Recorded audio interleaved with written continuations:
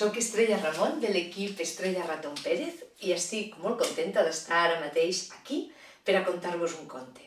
Torna a ser un conte d'aquests tradicionals de nova fornada. El que passa és que esta vegada no recordo qui me'l va contar primer o a qui li vaig sentir contar la primera vegada. Fa molts anys que el conto i molts anys que cada vegada que el conto el vaig canviant i la veritat és que no recordo d'on el vaig traure. En tots vosaltres, el capità pirata. Hi havia una vegada un capità pirata que era un sapastre de mena. Jo us ho dic de bon començament, era cregut, arrogant, buscabrega, cabossa, tossut com una mula, en fi, una perla. Aquella tarda estava contentíssim.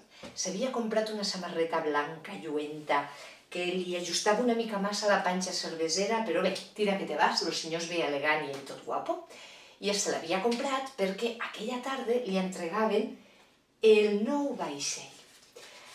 Aquest pirata, ja us he dit que era un desastre, afonava els vaixells un darrere l'altre. De fet, ni ell sabia quants n'havia afonat ja. El que sí que era boníssim per a tornar a aconseguir diners. Aconseguia pressupost. No em preguntéssiu com, probablement no de maneres massa legals, i ràpidament tornava a tenir diners per a que li fessin un vaixell nou. En aquest cas, este era el vaixell. Així que el capità estava contentíssim, se va posar com va poder aquella samarreta, va agafar la tripulació que havia anat contractant els dies anteriors entre tavernes i bars i van pujar tots a bord. Pling, pling, pling, pling. Van fer una miqueta de provatura de maniobra pel port, a veure com anava això, ale-hop, ale-hop, ale-hop, ale-hop, ale-hop, ale-hop. I quan van veure que ho tenien bastant dominat, van començar a navegar cap a dins del mar. Ale-hop, ale-hop. Bé, de fet, molt endins tampoc van entrar, diguem-ne que van deure fer 1,5 quilòmetres o més o menys per ahí. Quan de cop, un dels mariners, el més petit, va anar al capità i li va dir: «Capità, que mira, hi ha un núvol negre damunt de nosaltres». I era veritat. És a dir, tot el cel estava blau, per tot arreu. I just damunt del vaixell, el núvol negre, com si fos una mena de puntet damunt de la i. El capità va mirar cap a dalt i, déu-n'hi-do, el núvol negre imposava, que era un núvol molt gran. Així cap a dalt. Però el capità, com que era un buscabrega i era un cregut, en lloc de girar i potser anar cap a port, se va quedar mirant el núvol i li va dir: «Són 4 gotes, a mi no em fan temor. Són 4 gotes, jo no tinc cap por». Què li has dit al núvol? Clar, el núvol no es va fer gens content de que no el tinguessin en consideració, així que va començar a tremolar i va mullar un llamp increïble, directe a la proa del vaixell nou del capità pirata. I li va treure d'una mossegada. Clar, ràpidament van anar tots els mariners i li van dir: «Capità, capità, que ens entra aigua». I el capità, tot fatxenda, va dir: «I d'això us preocupeu? Mare, quina colla! Mos posem tots en esta banda, el vaixell s'aixeca una miqueta i més bé que el món. Ja podem seguir navegant». Home, podien seguir navegant per una mica torts. Ale-hop, ale-hop. Però bueno, van anar fent. En això que el capità torna a mirar cap a dalt i de núvols ara n'hi havia uns quants més, perquè havien vingut uns quants núvols, família del núvol primer, a veure què passava. El capità va tornar a cantussejar: «Són 4 gotes, a mi no em fan temor. Són 4 gotes, jo no tinc cap por». Los núvols se van tornar a enfadar i van amollar un llamp encara més gros que el primer. I se li van carregar la popa del vaixell. La marineria, a hores d'ara, estava francament preocupada. Entrava aigua per aquí i per aquí. Van anar al capità i li van dir: «Capità, capità, que és que això s'afonarà». El capità va dir: «Per aquestes ximpleries de no res me veniu a molestar, me veniu a destorbar. Mare, quins mariners, no sé on els he tret. Tots dalt de la punteta de la vela i així no mos mullarem ningú. Vinga, tots cap a dalt, va, en filereta». van començar a pujar tots cap a dalt, i sí, mullar-se no es mullaven, però bé, allò molt segur no se veia. Estaven tots aquí dalt, quan de cop el mariner primer que havia avisat el capità va mirar cap a dalt. No us ho podeu imaginar. Allò ja no era un núvol ni uns quants núvols. Era una columna enorme de núvols, tots exactament damunt del que quedava del vaixell. Els mariners quasi bé tremolaven de por. El capità fent-se el xulo cantant «Són 4 gotes, a mi no em fan temor». Les 4 gotes que s'enfurismen de bona veritat i amollen el llamp que havien amollat més gran mai de la vida. Directe a la punta de la vela. I se la van carregar.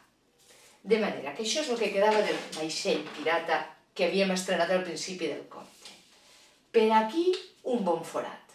Per aquí ja no quedava res. I per aquí tampoc. Clar, què va fer això? Doncs l'únic que podia fer. Gluc, gluc, gluc, gluc. I es va enfonsar. Es va enfonsar i els mariners, el capità, es van quedar per allà surant com fideus en una sopa feta de mar. I van pensar, bé, molt greu no és perquè lluny de costa no estem. Així que els mariners li van dir al capità, capità, no es preocupe que no passa res.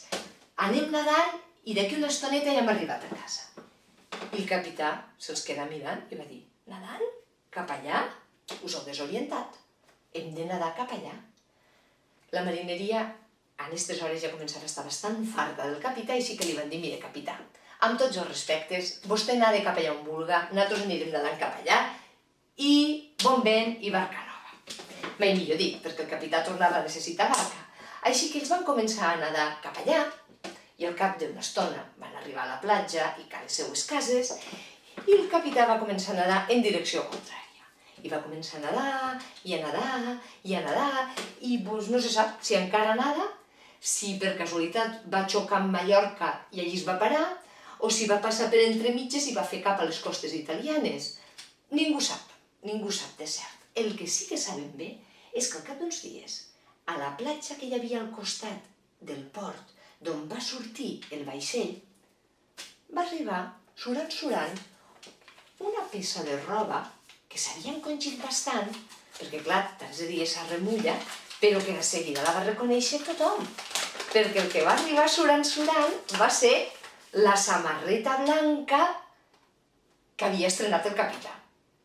Però és que no va ser l'única cosa que va arribar, perquè al cap de 2 o 3 dies més va arribar surant una peça de roba que també va haver qui la va saber conèixer i que, clar, era molt més petita. Era més menuda perquè ja d'entrada era més menuda. I després també, com que havia estat més dies a remulla dins de l'aigua salada, doncs també s'havia anat fent cada cop més petiteta. Però la peça de roba que va arribar, surant, van ser uns calçotets modelo braslip que duia el capità. Ara vos ensenyaré. Com que s'han quedat bastant menudets, que més que uns calçotets semblen un didal, ara m'atançaré la càmera per a que els poguéssiu veure per dins, per fora i per totes parts. Aquí teniu els calçotets modelo braslip del capità. Que xulos! Vos ensenyo per dins per a que poguéssiu veure els camalets. Espero que es veiguen bé. Molt bé. I això va ser el que va quedar del capità i del seu vaixell. Una samarreta i uns calçotets. I conte contat, ja s'ha acabat. Esperem que us hagi agradat. I si us ha agradat, conteu-lo perquè continue navegant d'orella en orella i de boca en boca i que sigui un conte que es mantingui viu. Després us enregistrarem una mena de pseudotutorial en com se fa un vaixell de paper, com se fan uns calçotets modelo braslip i alguna sorpresa que altra, com se fa alguna cosa més del capità que va arribar en aquella platja i que no us he explicat en esta versió del conte perquè he fet una curta, però que igual si us agrada ho podeu aprofitar vosaltres quan contéssiu les vostres versions. Així que recordeu, tard o d'hora, per aquí baix us posarem un link que us portarà a esta mena de tutorial on explicarem com fer el vaixell, en una miqueta també de sèrie geomètrica bàsica, si ho expliqueu a xiquets que puguen fer com una gran repassada matemàtica, I també com fer el gotet i com fer alguna cosa més. Ja veureu, ja veureu. Fins al proper conte. Adeu!